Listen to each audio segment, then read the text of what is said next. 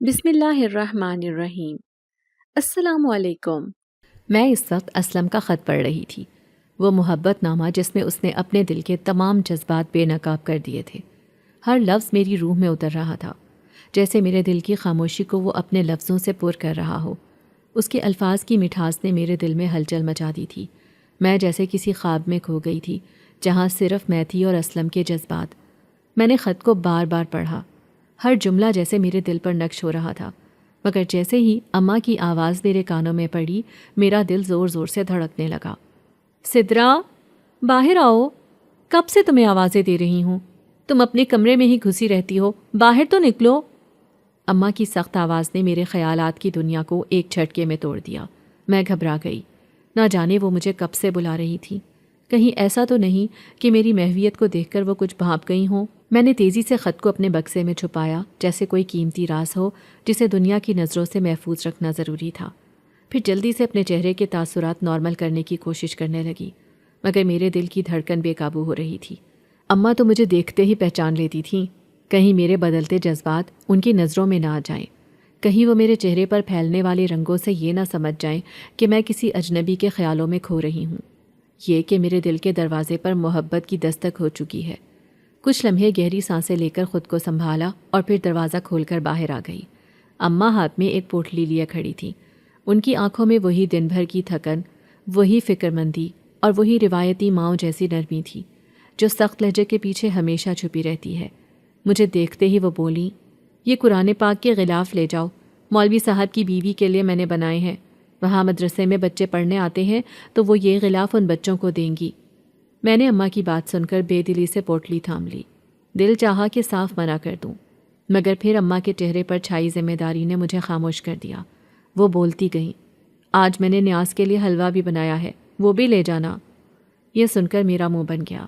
ایک تو ہمارے گھر میں کھانے پینے کی چیزیں پہلے ہی پوری نہیں پڑتی، جیسے تیسے گزارا ہی چلتا ہے، اور اماں کو دوسروں کی فکر پڑی رہتی ہے، کبھی کسی کے لیے کچھ بنانا، کبھی کسی کو کچھ دینا۔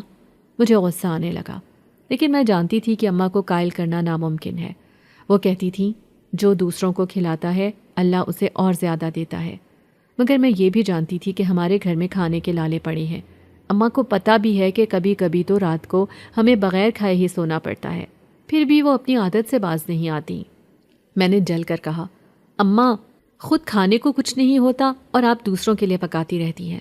آپ کو اندازہ بھی ہے کہ آج صبح سے گھر میں صرف سوکھی روٹی بچی تھی اور آپ حلوہ بانٹنے کی تیاری کر رہی ہیں۔ اماں نے گہری سانس لی اور میرے سر پر ہاتھ پھیرا، جیسے میری بات کی تیزی کو برداشت کر رہی ہوں۔ وہ دھیرے سے بولی، بیٹا، دینے سے ہی ملتا ہے۔ یہ جو ہم تھوڑا تھوڑا دوسروں میں بانٹتے ہیں نا، اسی کی برکت سے ہمارے گھر میں دیواریں سلامت ہیں، چھت سلامت ہے، اور ہم ابھی تک عزت دار طریقے سے جی رہے ہیں۔ میں چپ ہو گئی۔ اماں کے الفاظ میں وہی طاقت تھی پرانی جو میری ہر دلیل کو مٹی میں ملا دیتی تھی۔ میں جانتی تھی کہ بحث فضول ہے۔ دل میں جلتی آگ لیے میں نے پوٹلی اٹھائی اور دروازے کی طرف بڑھ گئی، مگر میرے دماغ کے کسی کونے میں اسلم کا خط بھی روشن تھا، جیسے اس کی محبت میرے وجود میں سرایت کر چکی ہو، جیسے میں اب چاہ کر بھی اس سے پیچھا نہیں چھڑا سکتی تھی۔ میں جب اماں کا سامان اٹھا کر باہر نکلنے لگی تو ایک بار پھر سے اماں نے مجھے پکارا، سدرا، چھوٹے بھائی کو اپنے ساتھ لے کر جاؤ، شام ہونے والی ہے، اس وقت تمہارا اکیلے جانا مناسب نہیں ہے۔ راستے میں پرانی حویلی بھی آتی ہے اور میں نہیں چاہتی کہ تم اکیلی جاؤ اور وہاں سے گزرو۔ آج یہ سامان اور یہ نیاز دینی ضروری ہے، میرے اپنے گھٹنوں میں بہت درد ہو رہا ہے، ورنہ میں خود چلی جاتی۔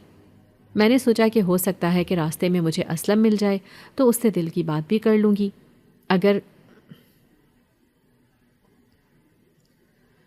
گڈو ساتھ ہوا تو وہ ایک ایک بات آ کر اماں کو بتا دے گا۔ نہیں اماں، میں اپنی کسی سہیلی کو لے لوں گی، شبو کو بلا لوں گی یا پھر رانو کو۔ آپ فکر نہ کرو، میں جلدی آ جاؤں گی، مجھے کچھ نہیں ہوگا۔ میں حویلی کے پاس سے جلدی سے گزر جاؤں گی، اس کے سامنے زیادہ دیر نہیں رکوں گی۔ اماں کو تسلی دے کر آ تو گئی، مگر میرا آنا بے فائدہ ہی گیا تھا۔ بی بی صاحبہ کو نیاز اور غلاف دے کر واپس آنے لگی تھی، مگر بی جان نے مجھے روک لیا۔ میں آج بریانی بنا رہی ہوں، اس کے ساتھ دیسی مرغی کا سالن ہے۔ تمہاری ماں اکثر ہی میرے لیے کچھ نہ کچھ بھجواتی رہتی ہے، میں بھی اس کے لیے کچھ بھیجنا چاہتی ہوں۔ یہ دونوں چیزیں تیار ہو جانے دو تو تم لے جانا۔ مگر کافی دیر تک میں وہاں بیٹھی رہی۔ میرا دل بھی گھبرا رہا تھا، پتہ نہیں یہ کھانا تیار ہونے میں کتنی دیر ہے۔ مجھے واپس جاتے ہوئے بھی دیر ہو جائے گی۔ بی بی صاحبہ کہنے لگیں، میں کسی کو تمہیں چھوڑنے کے لیے بھیج دوں گی، بخشو چاچا یا کسی کو بھی کہہ دوں گی۔ ان کی بات سن کر میں گھبرا گئی۔ بخشو چاچا ایک بدنیت انسان تھے جن کی اپنی بیٹیوں کی عمر کی لڑکیوں پر بھی بری نظر رہتی تھی۔ تبھی میں گھبرا گئی۔ ارے نہیں، میں اکیلی چلی جاؤں گی، مجھے کوئی مسئلہ نہیں ہے۔ پھر جب بی جان نے کھانا تیار کر لیا تو میں وہاں سے فوراً سے نکلی، مگر ہر طرف اندھیرا پھیل چکا تھا۔ مغرب کی اذانیں ہو چکی تھیں۔ گاؤں میں تو ویسے بھی سرے شام اندھیرا پھیلتے ہی لوگ اپنے گھروں میں گم ہو جاتے ہیں۔ ابھی بھی گاؤں کی کچی پکی گلیاں سنسان تھیں۔ گھروں کے اندر سے تو باتوں کی آوازیں سنائی دے رہی تھیں، مگر گلی میں کوئی بھی نظر نہیں آ رہا تھا۔ جب میں پرانی حویلی کے پاس سے گزرنے لگی تو مجھے بہت ہی زیادہ ڈر لگنے لگا۔ میں وہاں سے تیزی سے گزرنے لگی۔ جب ہی کسی بوڑھی عورت کی آواز سن کر میں رک گئی۔ ارے بیٹا، میں بہت غریب ہوں، کمزور ہوں، میرا دنیا میں کوئی بھی نہیں ہے، مجھ غریب بڑھیا کی مدد کرو، مجھے کچھ کھانے کو دے دو، میں کل سے بھوکی ہوں، مسافر ہوں، راستہ بھٹکتے ہوئے یہاں تک آ گئی، کوئی میری مدد نہیں کر رہا۔ وہ بڑھیا رونے لگی۔ مجھے اس پر ترس آ گیا۔ اماں، آپ اس حویلی میں کیسے پہنچ گئی؟ آپ کو کسی نے بتایا نہیں کہ یہ حویلی پر اسرار ہے؟ گاؤں کے لوگ اس کے اندر نہیں جاتے، آپ اجنبی ہیں اسی لیے اس کے اندر چلی گئی۔ آپ باہر آئیں، میں آپ کو کھانا دیتی ہوں، میرے پاس کھانا ہے۔ یہ کھانا مجھے بی جان نہیں دیا تھا، وہ میں نے اس عورت کو دینے کا ارادہ کر لیا۔ ویسے بھی بوڑھے اور غریب لوگوں کی مدد کرنی چاہیے، اللہ بھی خوش ہوتا ہے۔ یہی سوچ کر میں نے اس عورت کو دعوت دی۔ ارے نہیں بیٹا، میں تو چلتے چلتے تھک چکی ہوں، اب مجھ میں مزید قدم اٹھانے کی بھی ہمت نہیں ہے۔ تم آؤ اندر، کچھ بھی نہیں ہوتا، میں بھی تو صبح سے یہاں پر بیٹھی ہوں، مجھے تو کسی نے کوئی نقصان نہیں پہنچایا، تمہیں بھی کوئی نقصان نہیں پہنچائے گا۔ اب میں ڈرتے ڈرتے اس حویلی کے اندر داخل ہو گئی تھی۔ حویلی کا دروازہ کئی سال پہلے ہی ٹوٹ گیا تھا، جو محلے کے شرارتی بچوں نے توڑ دیا، اور پھر کسی نے اس کی مرمت کرنے کی ضرورت ہی محسوس نہیں کی۔ حویلی کے مالکان بیرون ملک میں آباد تھے، کئی سال انہیں بیت گئے، وہ واپس نہیں آئے، اور یوں یہ حویلی ویران پڑی رہی۔ اس کے اندر سے رات کو طرح طرح کی آوازیں سنائی دیتی تھیں، لوگ چلتے پھرتے نظر آتے، کبھی کبھی حویلی کی لائٹیں خود بخود آن ہو جاتی، ہنسی مذاق کی آوازیں سنائی دینے لگتیں۔ محلے والے خوف سے کانپ کر رہ جاتے تھے۔ حویلی کے آس پاس جو لوگ رہتے تھے وہ اس کے بارے میں طرح طرح کے قصے سناتے تھے، اور ان باتوں کو سن کر تو میں کبھی بھی حویلی کے اندر جانے کی ہمت نہیں کر سکتی تھی۔ بچپن سے ہی بہت ڈرپوک واقع ہوئی تھی، اور آج اس بڑھیا کے کہنے پر وہاں آ گئی۔ جو بی بی جی نے اماں کے لیے بریانی بھیجوائی تھی، میں نے جب اس بڑھیا کو دی تو وہ کہنے لگی، یہ تھوڑا سا مجھے کھانا نکال کے دو، باقی تم اپنے گھر لے جانا۔ اس کے پاس برتن بھی پڑے ہوئے تھے۔ برتن دیکھ کر میں چونک گئی، کیونکہ وہ بڑی خوبصورت سی چاندی کی پلیٹ تھی۔ میں رشک بھری نگاہوں سے اس برتن کو دیکھے گئی۔ تب وہ کہنے لگی، اگر تمہیں یہ پسند آئی ہے تو تم لے جاؤ۔ اس نے تھوڑا سا ہی کھانا لیا، پھر اپنی وہ چاندی کی پلیٹ اور چاندی کا چمچ میرے حوالے کر دیے۔ میں تو حیران ہی رہ گئی، اگر وہ اتنی غریب ہے، اتنی مفلوق الحال ہے، تو اس کے پاس یہ قیمتی برتن کہاں سے آئے؟ اس نے کھانا بھی تھوڑا سا ہی لیا تھا۔ میں اب وہاں سے جلدی جلدی سے نکل جانا چاہتی تھی۔ ابھی میں چند قدم ہی وہاں سے نکلی تھی کہ پوری حویلی کی خود بخود لائٹیں آن ہو گئیں، ورنہ اس سے پہلے تو پوری حویلی اندھیرے میں ڈوبی ہوئی تھی۔ جگہ جگہ پر گھاس پھوس تھی، وہ بوڑھی عورت بھی گھاس پر ہی بیٹھی ہوئی تھی۔ میں جتنی دیر وہاں پر بیٹھی رہی، مجھے یہی ڈر رہا کہ کہیں کوئی جن بھوت نہ آ جائے، کہیں یہاں سے کوئی سانپ بچھو نہ مجھے ڈس لے، مگر خیریت رہی، مجھے کسی چیز نے کوئی نقصان نہیں پہنچایا۔ میں فوراً وہاں سے بھاگتے ہوئے باہر نکل آئی۔ گھر آئی تو جب اماں کو کھانا دیا تو اسی ٹرے میں وہ چاندی کی پلیٹیں بھی تھیں۔ اماں تو حیران ہی رہ گئی، ارے یہ چاندی کی پلیٹ کہاں سے لائی تم؟ میں اماں کو سچ بتاتے بتاتے رہ گئی، جانتی تھی کہ وہ اس بات پر بہت ہی غصہ کریں گی کہ میں اس پرانی حویلی میں کیوں گئی تھی۔ ارے کہیں سے نہیں اماں، مجھے راستے میں ایک فقیرنی ملی تھی، اسے میں نے کھانا دیا تو اس نے مجھے دعا دیتے ہوئے یہ برتن دے دیے۔ اماں تو حیران تھی، بڑی ہی کوئی امیر فقیرنی تھی جو چاندی کے برتن میں کھانا کھا رہی تھی۔ مجھے بہت عجیب سا احساس ہو رہا تھا۔ جب سے میں اس حویلی سے آئی تھی ایسا لگ رہا تھا جیسے کوئی میرے پاس موجود ہے، اپنے آس پاس خوشبو کا احساس ہونے لگا۔ اس بات کو میں خاموشی سے سہ گئی۔ اماں سے میں نے چھپا لیا، ورنہ میں اماں سے اس قدر بے عزت ہوتی کہ دوبارہ میں حویلی کا نام بھی نہ لیتی۔ رات کو سوتے ہوئے بھی وہ عجیب سا احساس مجھے اپنے حصار میں لیے ہوئے تھا۔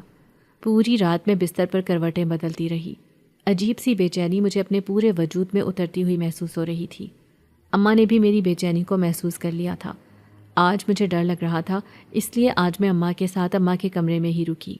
پوری رات وہ بھی جاگتی رہیں اور بار بار پوچھتی رہیں، سدرا کیا ہوا ہے تمہاری طبیعت کو؟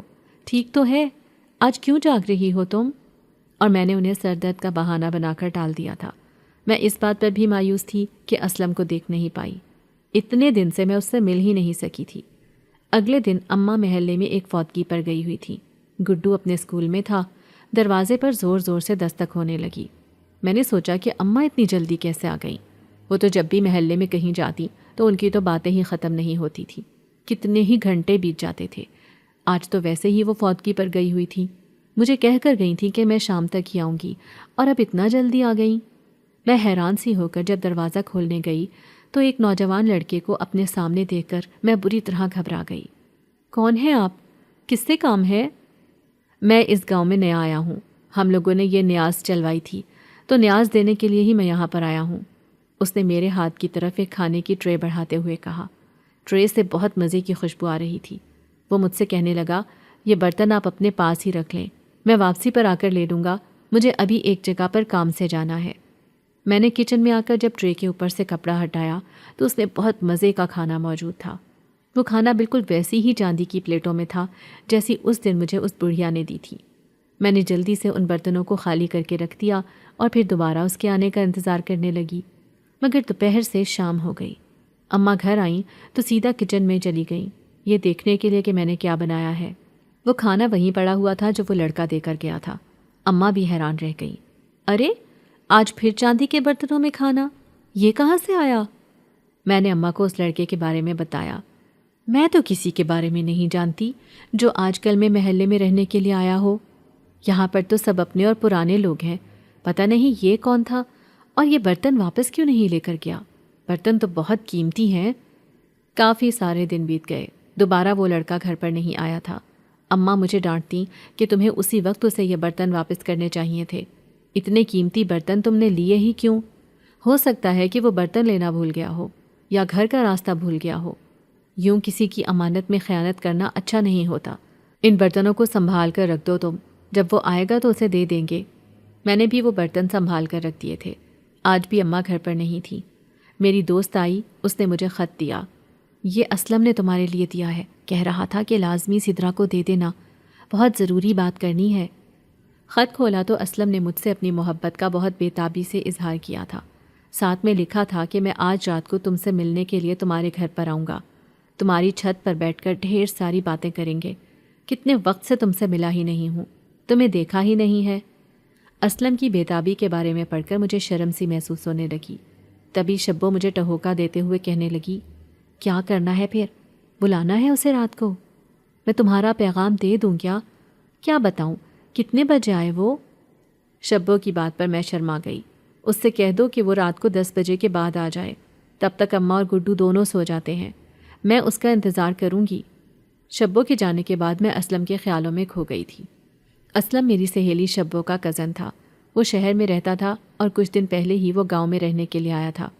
اسے گاؤں کی آب و ہوا بہت پسند تھی۔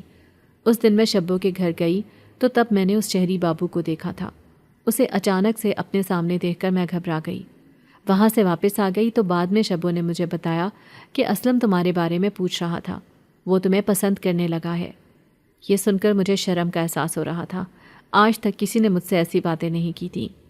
اور پھر روزانہ ہی شبو مجھے اس کی بے تابیوں کی داستانیں سناتی تو میرے دل میں بھی اس کے لیے جگہ بننے لگی۔ میں بھی اماں سے چھپ کر اس کے ساتھ گھڑی 2 گھڑی کے لیے ملنے لگی۔ آج یہ پہلی بار تھا کہ میں رات کے اندھیرے میں اس سے ملنے جا رہی تھی۔ میں نے اپنے اچھے سے کپڑے پہنے اور آنکھوں میں کاجل لگا لیا۔ شام کو جلدی میں اپنے کمرے میں آ کر لیٹ گئی تھی تاکہ اماں مجھے سوتا سمجھ کر خود بھی سو جائیں۔ ایسا ہی ہوا تھا۔ جب مجھے یقین ہو گیا کہ گڈو اور اماں سو چکے ہیں، میں آہستہ سے اپنے کمرے سے باہر نکلی۔ اب میں سیڑھیوں کے پاس آ کر بیٹھ گئی تھی، پھر اسلم کا انتظار کرنے لگی۔ گھڑی نے 10 کا ہندسہ بجایا تو میرا دل بھی تیزی سے دھڑکنے لگا۔ آج وہ اتنے وقت کے بعد میرے سامنے آئے گا، میں اس کے ساتھ کیسے بات کروں گی؟ کیسے اسے بتاؤں گی کہ میں بھی اس سے بہت محبت کرتی ہوں؟ آج اسے کہوں گی کہ اپنے گھر پہ بات کرو، انہیں بتاؤ کہ میرے ساتھ تم شادی کرنا چاہتے ہو، میں بھی تمہارے بغیر نہیں رہ سکتی۔ اماں کو دھوکہ دینا مجھے اچھا نہیں لگتا۔ میں انہی سوچوں میں گم تھی جب میں نے کسی کو دیوار پھلانگتے ہوئے دیکھا۔ اپنی جگہ سے میں اٹھ کر کھڑی ہو گئی۔ اندھیرا ہونے کی وجہ سے مجھے اس کا چہرہ نظر نہیں آ رہا تھا، مگر مجھے اندازہ تھا کہ اسلم کے علاوہ کوئی بھی نہیں ہو سکتا۔ وہ میرے پاس آیا تو میں اس کا ہاتھ پکڑ کر چھت پر آ گئی۔ اسلم کا ہاتھ بہت گرم تھا۔ مجھے ایسے محسوس ہو رہا تھا جیسے میں نے جلتی آگ کو چھو لیا ہو۔ کیا ہوا ہے اسلم؟ تمہارا ہاتھ اتنا گرم کیوں ہے؟ تمہیں بخار تو نہیں ہے؟ اسلم کا چہرہ اندھیرے میں ہونے کی وجہ سے چہرے کے نقوش واضح نہیں تھے، مگر اپنے چہرے پر مجھے اس کی نظروں کی تپش کا احساس ہو رہا تھا، کیونکہ میں جس جگہ پہ کھڑی تھی میرے چہرے پر ہلکی ہلکی روشنی پڑ رہی تھی اور وہ بے تابی سے میرے چہرے کو چھو کر دیکھ رہا تھا۔ تم بہت خوبصورت ہو۔ آج تک ایسی خوبصورتی میں نے اپنی زندگی میں نہیں دیکھی۔ اس کی گھمبیر آواز سن کر میں ٹھٹک کر رہ گئی۔ یہ آواز اور یہ انداز اسلم کا تو نہیں تھا۔ کون ہو تم؟ میرے منہ سے ڈری ڈری سی آواز نکلی۔ ارے میں وہی ہوں جس کا تمہیں انتظار تھا، جو تمہارے آس پاس رہتا ہے، جو تم سے بہت پیار کرتا ہے۔ وہ گھمبیر آواز میں بولتا ہوا میرے دل کے تار چھیڑ گیا۔ مجھے شرم سی محسوس ہونے لگی تھی۔ تھوڑی دیر گزری تھی جب نیچے سے شور کی آوازیں سنائی دینے لگیں۔ اماں کے چلانے کی آوازیں تھیں۔ میں بری طرح سے گھبرا گئی۔ کہیں اماں کو پتہ تو نہیں چل گیا کہ اسلم اس وقت میرے ساتھ چھت پر ہے؟ اماں تو مجھے جان سے مار دیں گی۔ مجھے گھبرایا ہوا دیکھ کر وہ کہنے لگا، تم نیچے جا کر دیکھو تمہاری اماں کو کیا ہوا ہے، جلدی سے نیچے جاؤ۔ وہ بار بار اس بات پر زور دینے لگا تو میں گھبرا کر سیڑھیاں پھلانگتے ہوئے نیچے آئی تھی۔ اماں کی میری طرف کمر تھی۔ وہ دیکھ نہیں پائی کہ میں چھت سے نیچے اتری ہوں، اور گڈو اپنے کمرے میں تھا۔ میں جب اماں کے پاس پہنچی تو اس وقت گڈو اپنے کمرے سے باہر آیا۔ کیا ہوا اماں؟ تم چلا کیوں رہی ہو؟ میں گھبرائے ہوئے انداز میں بولی۔ کہیں میری چوری پکڑی تو نہیں گئی؟ دل میں بس یہی خیال تھا۔ اماں کہنے لگی، ارے میں نے ابھی کسی کو دیوار پھلانگتے ہوئے دیکھا۔ میرے خیال سے وہ کوئی چور تھا جو گھر میں داخل ہو رہا تھا۔ اماں کی آوازیں سن کر محلے کے لوگ بھی اکٹھے ہو گئے۔ اب اماں زور زور سے روتے ہوئے کہنے لگیں، مجھ غریب کے گھر میں کوئی چور گھس آیا تھا۔ میری تو اچانک سے آنکھ کھلی، پانی پینے کے لیے باہر آئی تو میں نے دیکھا کہ کوئی ہے جو میرے گھر میں گھس رہا ہے۔ میرے شور مچانے پر وہ یہاں سے بھاگ گیا۔ محلے کے لوگ اپنے گھر میں دیکھنے لگے کہ کہیں وہ ہمارے گھروں میں تو نہیں۔ کچھ لوگ ہماری چھت کی طرف گئے تو میرا دل سہم کر رہ گیا۔ چھت پہ تو اسلم کھڑا تھا۔ اگر ان میں سے کسی نے اسلم کو دیکھ لیا تو؟ چھت سے نیچے اترنے کا سیڑھیوں کے علاوہ کوئی اور راستہ تھا نہیں۔ آس پاس کوئی چھت بھی نہیں تھی جسے پھلانگ کر وہ کہیں اور چلا جاتا۔ اب تو میں پکڑی گئی۔ پتہ نہیں یہ گاؤں کے لوگ اور اماں میرے ساتھ کیا سلوک کریں گے، مگر جب میں نے ان لوگوں کو خالی ہاتھ نیچے آتے دیکھا تو میں حیران رہ گئی۔ ابھی تو اسلم چھت پر تھا، پھر وہ ان لوگوں کے ہاتھ کیوں نہیں آیا؟ سب لوگ ایک ایک کر کے چلے گئے۔ فکر مت کرو ماسی ضمیرہ، ہم لوگ یہیں پہ ہیں۔ کیا ہوا اگر تمہارے گھر میں کوئی مرد نہیں ہے؟ ہم بھی تمہارے بیٹوں اور بھائیوں جیسے ہیں۔ کوئی بھی مسئلہ ہو ہمیں بلا لینا۔ سب لوگ تو چلے گئے مگر میری آنکھوں میں دوبارہ نیند نہ آ سکی۔ اگر اسلم کو سب لوگ دیکھ لیتے تو؟ اگر وہ سب لوگوں کو سچ بتا دیتا تو میری کیا عزت رہ جاتی؟ اللہ نے مجھے بے عزت ہونے سے بچا لیا۔ میں خدا کا شکر ادا کرنے لگی۔ ایک تو دل میں یہ بھی کسک تھی کہ آج اتنے وقت کے بعد مجھے یہ ٹائم ملا اور میں اس کے ساتھ یادگار وقت نہیں گزار سکی، اس کے ساتھ اپنے دل کی باتیں نہیں کر سکی۔ اگلے دن ہی شبو میرے گھر پر آئی۔ اماں سے نظر بچا کر اس نے مجھے خط دیا جس میں لکھا تھا کہ رات کو میں بال بال بچا ہوں۔ تمہاری اماں نے مجھے دیوار پھلانگتے ہوئے دیکھ لیا تھا۔ شکر ہے کہ انہوں نے مجھے پکڑا نہیں، ورنہ پتہ نہیں کیا ہو جاتا۔ اسلم کی یہ بات پڑھ کر میرا منہ حیرت سے کھلے کا کھلا رہ گیا تھا۔ تو جس کو اماں نے دیوار پھلانگتے ہوئے دیکھا وہ اسلم تھا، اور جو میرے ساتھ چھت پر تھا وہ کون تھا؟ اب تو میں بری طرح سے سہم کر رہ گئی۔ شبو نے میرے چہرے کا پھیکا رنگ دیکھا تو کہنے لگی، ارے فکر مت کرو، شکر کرو کہ کسی کو کچھ پتہ نہیں چلا، تم اور اسلم دونوں بال بال بچ گئے۔ شبو کے گھر سے جانے کے بعد میں بری طرح پریشان ہو گئی، سر پکڑ کر رہ گئی۔ وہ کون تھا جو میرے ساتھ چھت پر تھا؟ وہ اسلم نہیں تھا۔ کون تھا وہ؟ میں جتنا سوچتی جا رہی تھی اتنا الجھتی جا رہی تھی۔ اس کے بعد میرے ساتھ عجیب و غریب خوفناک واقعات ہونے لگے۔ میں اکثر جب اکیلی بیٹھی ہوتی تو مجھے ایسے محسوس ہوتا جیسے کوئی زور سے آ کر میرے پاس بیٹھا ہو۔ کبھی کوئی زور سے میرے کندھے کو چھو کر گزر جاتا۔ میں ادھر ادھر پاگلوں کی طرح دیکھتی رہ جاتی، اس نادیدہ مخلوق کو دیکھنے سے رہ جاتی۔ میں سوچنے لگی کہ میرے ساتھ یہ عجیب واقعات کب سے ہو رہے ہیں۔ یہ سب تو شاید تب سے شروع ہوا تھا جب سے میں اس پرانی حویلی میں گئی تھی اور اس بوڑھی عورت کو دیکھا تھا۔ کیا حویلی کے رہنے والے بھوت میرے پیچھے لگ گئے؟ کیا یہ سب وہ کر رہے ہیں؟ وہ مجھے خوفزدہ کر رہے ہیں، مگر کیوں؟ میں نے کسی کا کیا بگاڑا ہے؟ سوچتے سوچتے میں پاگل ہوئی جا رہی تھی۔ اس دن پھر سے شبو میرے پاس آئی۔ آج پھر وہ اسلم کا خط لے کر آئی تھی۔ وہ کہنے لگا کہ آج مجھے پرانے کنویں کی طرف آ کر ملو، وہاں جو پرانا کمرہ ہے میں تمہارا انتظار کروں گا، اس طرف تو کوئی بھی آتا جاتا نہیں ہے۔ پچھلی بار بھی تمہارے گھر پہ آیا تھا تو پکڑا گیا تھا، شکر ہے کہ دونوں بال بال بچ گئے۔ آج میں تمہارا انتظار کروں گا کیونکہ کل میں شہر چلا جاؤں گا، تمہارے ساتھ کچھ ضروری باتیں ڈسکس کرنی ہے، تمہیں کچھ بتانا ہے۔ پھر کل جا کر میں اپنے گھر والوں سے تمہارے بارے میں بات کروں گا تاکہ وہ میری اور تمہاری شادی کے لیے آ سکیں۔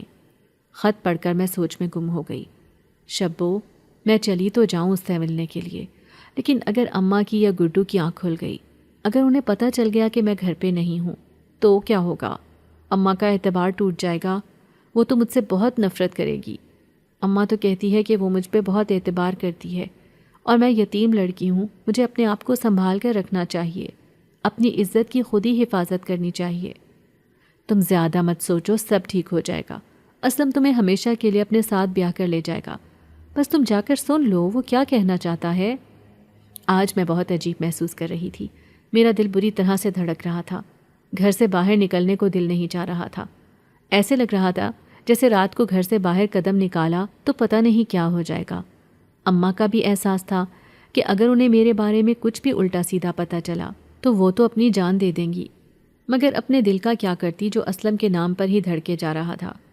اور پھر رات کو جب گڈو اور اماں سو گئے تو میں آہستہ سے گھر سے باہر نکلی تھی۔ اپنے اوپر میں نے کالے رنگ کی چادر اوڑھ لی تھی، چہرے کو نقاب میں چھپا لیا، دروازے کو باہر سے کنڈی لگا دی۔ اپنے کمرے میں بھی میں نے تکیے بچھا کر اوپر چادر بچھا دی تاکہ اگر اماں کمرے میں آئیں تو وہ مجھے سوتا ہوا سمجھیں۔ جب میں گھر سے باہر نکلی تو ایک طرف سے کتوں کے بھونکنے کی آوازیں سنائی دے رہی تھیں۔ مجھے بری طرح ڈر لگنے لگا۔ پرانے کنویں کے پاس پہنچنے کے لیے مجھے اسی حویلی کے پاس سے گزر کر جانا تھا، وہی حویلی جو پراسرار تھی، جس کے بارے میں طرح طرح کی باتیں سن رکھی تھی۔ آج جب حویلی کے پاس سے گزرنے لگی تو حویلی روشنی میں نہائی ہوئی تھی، ایسے لگ رہا تھا جیسے کوئی فنکشن ہو۔ میں تو پریشان ہی ہو گئی، حویلی میں کون فنکشن کر رہا ہے، وہ بھی رات کے اس وقت؟ اتنے سارے لوگ بھی نظر آ رہے ہیں، یہ سب اجنبی چہرے تھے، خوبصورت لڑکیاں جنہوں نے قیمتی ملبوسات پہنے ہوئے تھے، وہ زیورات اور میک اپ میں تھیں۔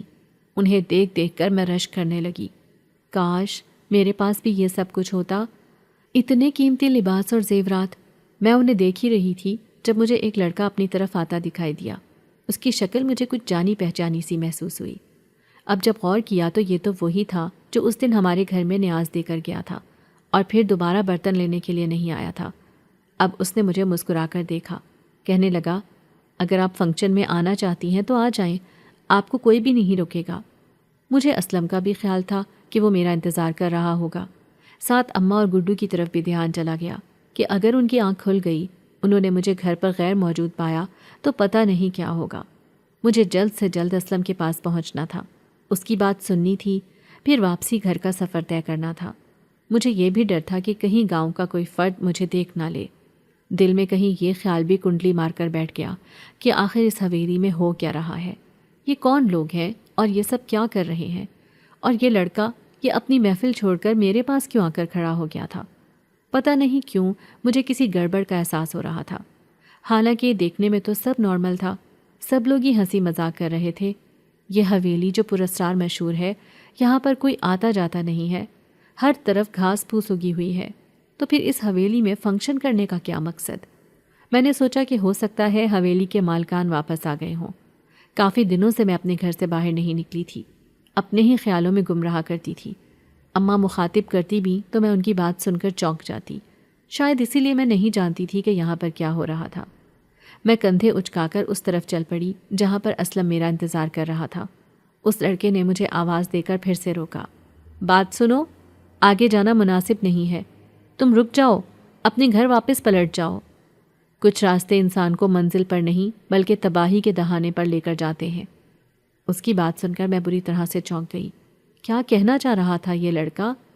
پلٹ کر دیکھا تو میرے پاؤں کے نیچے سے زمین نکل گئی۔ وہاں پر کوئی بھی نہیں تھا۔ وہ حویلی جو تھوڑی دیر پہلے تک روشنیوں سے جگمگا رہی تھی، خوشیوں کا گہوارہ بنی ہوئی تھی، اب وہ پوری حویلی اندھیرے میں ڈوبی ہوئی تھی۔ میں بری طرح سے خوفزدہ ہو گئی۔ فوراً سے پرانے کنویں کی طرف بھاگنا شروع کر دیا۔ دل تھا کہ تیزی سے دھڑ کے جا رہا تھا، ایسے لگ رہا تھا جیسے پسلیاں توڑ کر باہر آ جائے گا۔ خوف نے میرے پورے وجود کو اپنے حصار میں لے لیا۔ مجھے ایسے محسوس ہونے لگا جیسے کوئی میرے پیچھے آ رہا ہو۔ بار بار پیچھے مڑ کر دیکھتی، قدموں کی چاپ تو سنائی دے رہی تھی مگر کوئی نظر نہیں آ رہا تھا۔ میں بری طرح ڈر گئی اور رونے لگی۔ اب میں کہاں جاؤں؟ میں کسی آسیبی چکر میں تو نہیں پھنس گئی؟ مجھے اسلم کے پاس جانا چاہیے، اسے بتانا چاہیے کہ میرے ساتھ کیا ہوا ہے۔ اس سے پہلے کہ میں پرانے کنویں کے پاس پہنچتی، میری راستے میں ہی طبیعت بگڑنے لگی۔ آنکھوں کے سامنے اندھیرا چھانے لگا، چکر سے آنے لگے۔ میں زمین پر گر گئی، سر گول گول گھوم رہا تھا۔ یہ ہو کیا رہا ہے مجھے ایسے محسوس ہوا جیسے میں ہوا میں اڑتی جا رہی ہوں۔ اب تو میرا پورا وجود سن ہو کر رہ گیا تھا۔ کانوں میں ہوا کی سائیں سائیں کی آوازیں آ رہی تھیں، سرگوشیاں بھی سنائی دے رہی تھیں جیسے بہت سارے لوگ ایک ساتھ مل کر بول رہے ہوں، مگر سب گاؤں والے تو اپنے اپنے گھروں میں تھے۔ وہاں پر کون تھا جو باتیں کر رہا تھا؟ اور اگر کسی کو میری موجودگی کی وجہ سمجھ آ گئی تو میں تو کسی کو منہ دکھانے کے قابل نہیں رہوں گی۔ میں نے سوچا کہ اسلم سے بات کرنا مناسب نہیں ہے، اس وقت مجھے اپنے گھر جانا چاہیے۔ جو بھی ہے، میری عزت سب سے بڑھ کر تھی۔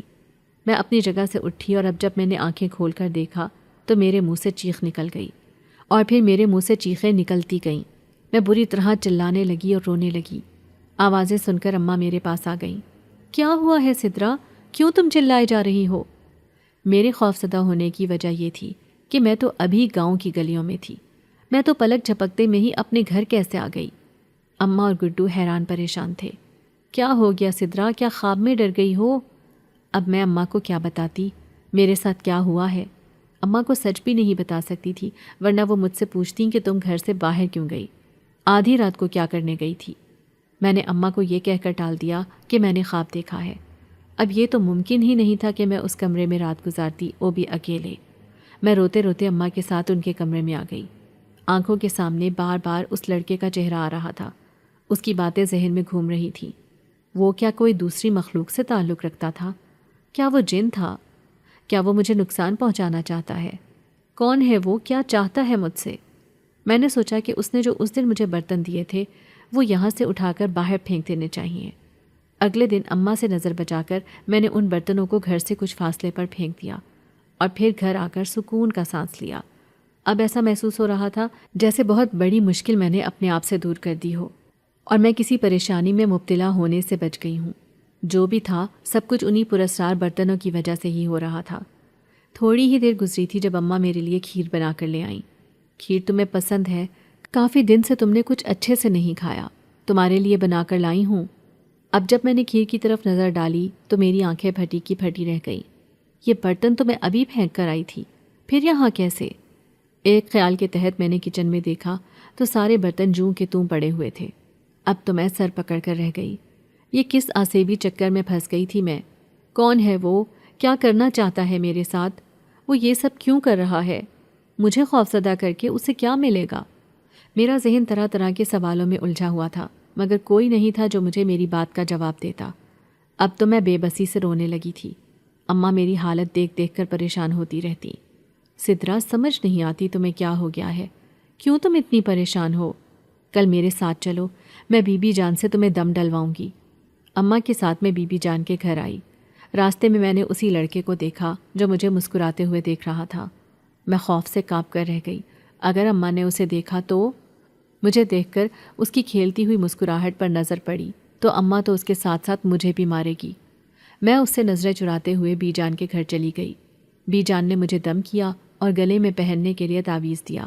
کہنے لگیں کہ سب ٹھیک ہو جائے گا، اب تمہیں خوفناک خواب نہیں آئیں گے۔ اور میں انہیں کیا بتاتی کہ میرے ساتھ کیا ہو رہا تھا؟ مسئلہ تو یہی تھا کہ میں کسی کو پوری بات بتا بھی نہیں سکتی تھی کہ میرے ساتھ کیا بیت رہی تھی۔ شبو نے بتایا کہ اسلم واپس چلا گیا، وہ تم سے بہت ناراض تھا اور بہت ڈرا ہوا بھی لگ رہا تھا۔ وہ کہنے لگا کہ مجھے لگتا ہے سدرا پر جنات کا اثر ہے، مجھے عجیب عجیب خواب نظر آ رہے ہیں۔ خواب میں کوئی آ کر کہہ رہا ہے کہ سدرا سے دور رہو۔ اب میں سدرا سے کبھی بات نہیں کروں گا۔ شبو کی بات سن کر میرے پاؤں کے نیچے سے زمین نکل گئی۔ عجیب واقعات تو میرے ساتھ بھی ہو رہے تھے۔ یقیناً اسلم سچ ہی کہہ رہا ہوگا، اس پر یہ سب بیتا ہے، ورنہ وہ تو مجھ سے بہت پیار کرتا ہے اور مجھے چھوڑنے کے بارے میں تو سوچ بھی نہیں سکتا۔ میں روزانہ شبو کے گھر جاتی، اسے کہتی کہ اسلم سے بات کرو، وہ کب اپنے گھر والوں کو بھیجے گا۔ ایک دن شبو نے میرے سامنے ہاتھ جوڑ دیے۔ بھئی تم لوگوں کا ذاتی معاملہ ہے، مجھے مت گھسیٹو بیچ میں۔ وہ تمہارے ساتھ شادی نہیں کرنا چاہتا۔ مجھے نہیں پتا کہ وہ ایسا کیوں کہہ رہا ہے، مگر اس نے شہر میں ایک لڑکی سے منگنی کر لی ہے اور اب اس کے ساتھ اس کی شادی ہونے والی ہے۔ یہ خبر مجھ پر قیامت بن کر گری تھی۔ اس دن میں پوری رات روتی رہی۔ تب مجھے ایسے محسوس ہوا جیسے کسی نے میرے آنسو اپنے ہاتھوں سے پونچھے ہوں۔ کوئی میرے پاس موجود تھا۔ جب میں نے اپنے پاس کسی کو بیٹھے دیکھا تو میں ہڑبڑا کر رہ گئی اور اپنی جگہ پر اٹھ کر بیٹھ گئی۔ کون ہے یہاں؟ کون ہو تم؟ میرے منہ سے ڈرتے ڈرتے آواز نکلی۔ میں تمہارا خیر خواہ ہوں، تمہارا بھلا چاہتا ہوں، مجھ سے ڈرو مت۔ میں نے جو بھی کیا تمہارے فائدے کے لیے کیا، تمہارا بھلا اسی میں ہے۔ یہ آواز مجھے صاف سنائی دے رہی تھی، بالکل اپنے پاس سے، اور وہ جو کوئی بھی تھا اس کا چہرہ غیر واضح تھا۔ اندھیرا ہونے کی وجہ سے میں اس کی شکل تک نہیں دیکھ پائی تھی، مگر یہ مجھے پتہ چل گیا تھا کہ وہ کوئی نوجوان لڑکا تھا۔ آدھی رات کو اپنے کمرے میں کسی نوجوان لڑکے کی موجودگی کا سوچ کر میری روح تو کانپ گئی۔ تم ہو کون؟ کیوں آئے ہو یہاں پر؟ اگلا لمحہ مجھے مزید سہما گیا تھا۔ وہ جو کوئی بھی تھا اپنی جگہ سے غائب ہو گیا۔ اب میں ہراساں نظروں سے اپنے کمرے میں ادھر ادھر دیکھ رہی تھی۔ سوال ہی پیدا نہیں ہوتا تھا کہ میں اکیلے سو سکوں۔ میں بھاگتی ہوئی اپنی اماں کے کمرے میں آئی تو وہ بھی پریشان ہو گئی۔ تم آج کل بہت عجیب حرکتیں کرنے لگی ہو سدرا، میں تو تمہاری شادی کرنے کا سوچ رہی ہوں، لیکن اگر تمہاری یہی حرکتیں رہیں تو کون تمہیں بیاہے گا؟ اور اگر کوئی بیاہ کر گھر لے بھی جائے گا تو دوسرے دن ہی مجھ سے شکایت کرے گا کہ میں نے کیا پاگل لڑکی اس کے سر پہ باندھ دی ہے۔ خود کو سنبھالو، اگر کوئی مسئلہ ہے تو مجھے بتاؤ۔ میرے ساتھ مسئلہ ہی یہی تھا کہ میں کسی اور کو بتا بھی نہیں سکتی تھی کہ میرے ساتھ کیا ہو رہا ہے اور کب سے ہو رہا ہے۔ اسلم کی بے وفائی نے مجھے اندر تک توڑ کر رکھ دیا تھا۔ میں اسے بھولنے کی کوشش میں ہلکان ہوتی رہتی تھی۔ انہی دنوں اماں رشتے والی سے کہہ کر طرح طرح کے لوگوں کو گھر میں بلا لیتی تھی۔ عجیب و غریب لوگ مجھے دیکھنے کے لیے آتے تو میں غصے سے کلس کر رہ جاتی۔ اماں میں کیا کوئی بھیڑ بکری ہوں جو تم عجیب عجیب لوگوں کو گھر میں بلا لیتی ہو؟ کیوں اماں؟ کون ہے یہ لوگ جو مجھے دیکھنے کے لیے یہاں پر آتے ہیں؟ میں کوئی بھیڑ بکری نہیں ہوں جس کا دل کرے گا پسند کر کے لے جائے گا۔ اماں میری باتوں پر سر پیٹ کر رہ جاتی۔ اس دن مجھے کہنے لگی کہ آج پورے گھر کی اچھے سے صفائی کرو، سارے پردے چادریں سب کچھ دھونا ہے، کل بہت خاص لوگ گھر میں آ رہے ہیں، وہ لوگ بہت نفاست پسند ہیں، صفائی ستھرائی کے دل دادا ہیں، اگر انہیں تمہارا سلیقہ پسند آ گیا تو وہ تمہیں بیاہ کر لے جائیں گے۔ اماں کے پتہ نہیں کون سے خاص مہمان تھے جن کے لیے اماں اتنی ہلکان ہو رہی تھی۔ ان کے لیے سامان لینے وہ بازار گئی ہوئی تھی۔ ان کے آنے سے پہلے پہلے میں نے یہ سارے کام مکمل کر کے رکھنے تھے، کیونکہ ان مہمانوں نے شام کو گھر آنا تھا۔ پھر مجھے کھانے کی تیاری بھی کرنی تھی۔ میں سر پکڑ کر بیٹھی ہوئی تھی جب دروازے پر دستک ہوئی۔ دروازہ کھلا تو سامنے وہی لڑکا کھڑا تھا جسے میں 2 سے 3 بار پہلے دیکھ چکی تھی۔ تبھی مجھے یاد آیا کہ اس رات وہ کیسے اپنی جگہ سے غائب ہو گیا تھا۔ اس کا مطلب یہ ہے کہ یہ لڑکا کوئی عام لڑکا نہیں ہے، اس کا اس پرانی حویلی سے گہرا تعلق ہے، اور وہ حویلی بھی تو پراسرار ہے، تو یہ لڑکا بھی اسی حویلی سے تعلق رکھتا ہے، تو یہ بھی یقیناً کوئی عام انسان نہیں ہے۔ مجھے ڈر لگنے لگا۔ تمہیں مجھ سے ڈرنے کی ضرورت نہیں ہے، تمہیں میں نے کبھی کوئی نقصان نہیں پہنچایا۔ مانا کہ میں کوئی عام انسان نہیں ہوں، مگر میں تمہیں پھر بھی کوئی نقصان نہیں پہنچاؤں گا۔ تم مجھے اپنا خیر خواہ سمجھ سکتی ہو۔ اگر سچ کہوں تو میں تمہیں پسند کرتا ہوں، تم سے بہت پیار کرتا ہوں۔ میں اس کی بات سن کر زمین پر بیٹھتی چلی گئی۔ میرا دل خوف سے بند ہونے لگا۔ یہ احساس کہ میرے سامنے کھڑا لڑکا کوئی انسان نہیں بلکہ جن ہے، یہ بات مجھے اندر ہی اندر کاٹ رہی تھی۔ وہ کہنے لگا، چلو میں تمہاری کام میں مدد کروا دیتا ہوں۔ تمہاری امی واپس آنے والی ہوں گی، ان کے آنے سے پہلے پہلے تم نے سارے کام سمیٹنے بھی ہیں، ورنہ ان کے سامنے تو میں تمہاری کسی کام میں مدد نہیں کر پاؤں گا اور تم تھک جاؤ گی۔ میں اس کی ساری باتوں کو بے خیالی سے سن رہی تھی۔ اس نے گھنٹوں کا کام منٹوں میں کر دیا تھا۔ نہ صرف سارے کپڑے چادریں دھو کر تاروں پر پھیلا دیے، بلکہ منٹوں میں گھر کو بھی اچھے سے سجا دیا۔ تب میرے منہ سے میکانکی انداز میں نکلا، پورے گھر کو صاف ستھرا کر دو، اگر پیار کرتے ہو تو ثبوت دو مجھے۔ مجھے صفائی کا کام بہت مشکل لگتا تھا، اور آج تو اماں نے کہا تھا کہ سارے فرش صحن تک سب کچھ دھونا ہے، صاف ستھرا کرنا ہے، اور یہ کام بھی منٹوں میں ہو گیا۔ پھر وہ چلا گیا۔ میں پھٹی پھٹی آنکھوں سے پورے گھر کو دیکھ رہی تھی۔ پورا گھر کیسے چمک رہا تھا۔ اماں گھر آئیں تو ان کا بھی حیرت کے مارے منہ کھلے کا کھلا رہ گیا۔ پھر انہوں نے مجھے اپنے گلے کے ساتھ لگا لیا۔ میں تو بلا وجہ سوچ کر خوفزدہ ہوتی تھی کہ میری بیٹی بہت لاپرواہ ہے، سست ہے، مگر آج تم نے ثبوت دے دیا کہ تم بہت سلیقہ شوار ہو۔ تم نے جو کام گھنٹوں میں کیا جاتا ہے وہ منٹوں میں کر دیا ہے۔ آج تم نے مجھے خوش کر دیا۔ یہ کام میں ان کے آنے کے بعد کرتی تو شاید وہ یہ سب نہ کہتی، بلکہ وہ کسی عامل یا کسی پیر فقیر کو ڈھونڈتی رہتی جو میرا علاج کرے۔ اور پھر ایسا ہی ہونے لگا۔ وہ جنزادہ جس کا نام زین تھا، وہ اماں کی غیر موجودگی میں گھر میں آتا، میرے سارے کام کاج منٹوں میں کر دیتا، میری بہت ساری چیزوں میں مدد کرواتا۔ آہستہ آہستہ اب مجھے اس سب کی عادت ہونے لگی۔ مجھے اب ڈر نہیں لگتا تھا، مجھے کسی قسم کا کوئی خوف محسوس نہیں ہوتا تھا، بلکہ اب تو مجھے اس کی موجودگی سے حوصلہ ہونے لگتا تھا۔ دل میں یہ یقین بیٹھ گیا تھا کہ یہ لڑکا، یہ جنزادہ مجھے کبھی نقصان نہیں پہنچائے گا، یہ ہمیشہ مجھے فائدہ پہنچانے کی ہی کوشش کرے گا۔ خدا خدا کر کے ایک رشتہ اماں کو پسند آ گیا، اور ان لوگوں نے بھی مجھے پسند کر لیا۔ مجھے وہ لوگ بہت اچھے اور معقول لگے تھے، شریف، نیک اور اپنے کام سے کام رکھنے والے۔ وہ قریبی چھوٹے سے شہر میں رہتے تھے۔ میں یہ سوچ کر خوش تھی کہ میں شہر میں جاؤں گی۔ ہمیشہ سے ہی مجھے شہر والی زندگی اپنی جانب کھینچتی محسوس ہوتی تھی۔ گاؤں سے میرا جی اچاٹ ہو جاتا تھا، دل چاہتا تھا کہ ہمیشہ کے لیے شہر میں رہوں۔ میری شادی میں چند دن ہی رہ گئے تھے، گاؤں کے بہت سارے لوگوں نے اماں کی مدد کی تھی۔ اماں کے ہاتھ میں بہت سارے پیسے رکھے، یہ کہہ کر کہ تمہاری بیٹی رخصت ہو کر ہمیشہ کے لیے جا رہی ہے تو اسے خالی ہاتھ رخصت نہیں کرنا چاہیے۔ گاؤں کی سبھی بیٹیاں سب کی سانجی ہوتی ہیں، اور یوں پھر گاؤں والوں کی مدد کی وجہ سے میرا بھی اچھا خاصا جہیز جمع ہو گیا تھا۔ اماں صاحب کو مٹھائی دیتے ہوئے نہیں تھکتی تھیں۔ اب کچھ دن ہی رہ گئے تھے، میں یہاں سے ہمیشہ کے لیے جانے والی تھی۔ اس وقت میں اس چھت پر اداس بیٹھی آسمان کو دیکھ رہی تھی۔ ڈوبتا ہوا سورج میرے اندر بھی اداسی پیدا کر رہا تھا۔ جب وہ میرے پاس آ کر بیٹھا تو اس کی موجودگی سے خائف ہو کر میں نے سر جھکا لیا۔ وہ مجھے غور سے دیکھتا رہا۔ تم اتنی اداس کیوں ہو؟ کس بات کی پریشانی ہے؟ تم مجھے اپنا آپ دل کھول کر بتا سکتی ہو، میں تمہارا ہمراز ہوں، میں تمہاری دلجوئی کرنے کی کوشش کروں گا۔ میں دل سے مسکرا دی تھی۔ اماں بہت خوش ہیں کہ میں رخصت ہو کر جا رہی ہوں۔ مجھے بھی اس بات کی خوشی ہے کہ میں شہر میں جا رہی ہوں، مگر اس بات کا دکھ ہے کہ میری شادی اسلم کے ساتھ نہیں ہو رہی۔ میری زندگی میں آنے والا وہ پہلا انسان جس نے مجھے محبت کرنا سکھایا، مگر پتہ نہیں کیوں وہ اس محبت کو درمیان میں چھوڑ کر چلا گیا۔ اس نے مجھے دھوکہ دیا۔ یہ کہہ کر میں رونے لگی تو اس نے میرے آنسو اپنے ہاتھوں سے پونچھے۔ اس انسان کے لیے اپنے آنسوؤں کو ضائع مت کرو جو تمہارے قابل نہیں ہے۔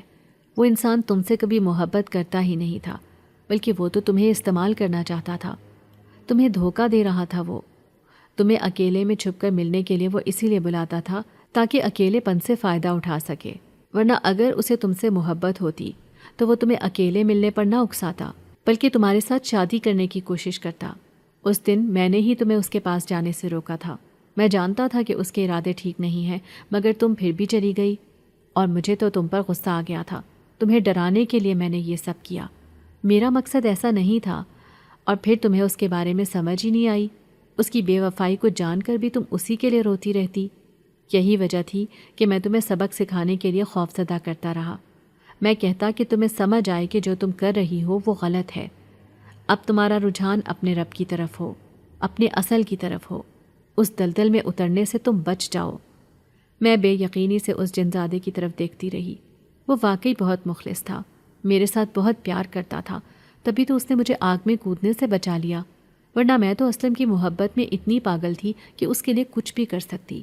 اگر وہ گھر سے بھاگنے کو کہتا تو میں تب بھی انکار نہ کرتی، اپنی ماں اور بھائی کو چھوڑ دیتی۔ اور پھر میری شادی ہو گئی۔ میں ہمیشہ کے لیے رخصت ہو کر اس گھر سے آ گئی۔ سسرال بہت اچھا تھا، شوہر بہت اچھا اور نیک تھا، سب لوگ میرا خیال رکھتے ہیں، میرے ساتھ بہت اچھے سے پیش آتے ہیں۔ میں خود کو خوش قسمت ترین لڑکی گردانتی ہوں۔ میری جٹھانی اور دیورانی کو خدشہ ہے کہ میں نے پورے گھر پہ قبضہ کر لیا ہے، ساس سسر کو اپنے قابو میں کر لیا ہے۔ سب لوگ مجھ سے پیار جتاتے ہیں، تو اس کی وجہ یہ ہے کہ شاید میں تعویذ دھاگے وغیرہ کرتی ہوں، شاید میں نے الٹے اعمال کر کے سب کو اپنا گرویدہ بنا لیا ہے۔ اس چکر میں وہ لوگ خود بھی الٹے سیدھے اعمال میں پڑ گئیں۔ مجھے گھر سے نکالنے کے لیے اور سب کی نظروں میں رسوا کرنے کے لیے وہ طرح طرح کے کھیل رچانے لگیں۔ ان کی سازشوں سے میں بری طرح خوفزدہ ہو جاتی تھی۔ تب زین ہی تھا جس نے مجھے حوصلہ دیا، فکر مت کرو، کوئی تمہارا کچھ بھی نہیں بگاڑ سکتا، تم اپنے آپ کو سیدھے راستے پر چلاؤ، اپنی نیت صاف رکھو، ہر رشتے کے ساتھ مخلص ہو کر چلو، یہ لوگ تمہارا بال بھی کا نہیں کر سکتے۔ اور ایسا ہی ہوا جیسے زین نے کہا تھا۔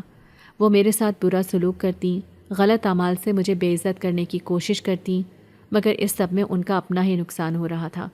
آہستہ آہستہ وہ اپنی عزت پورے گھر کے ساتھ ساتھ خاندان میں بھی کھوتی جا رہی تھی۔ ان کے شوہر بھی ان سے چڑھنے لگے تھے۔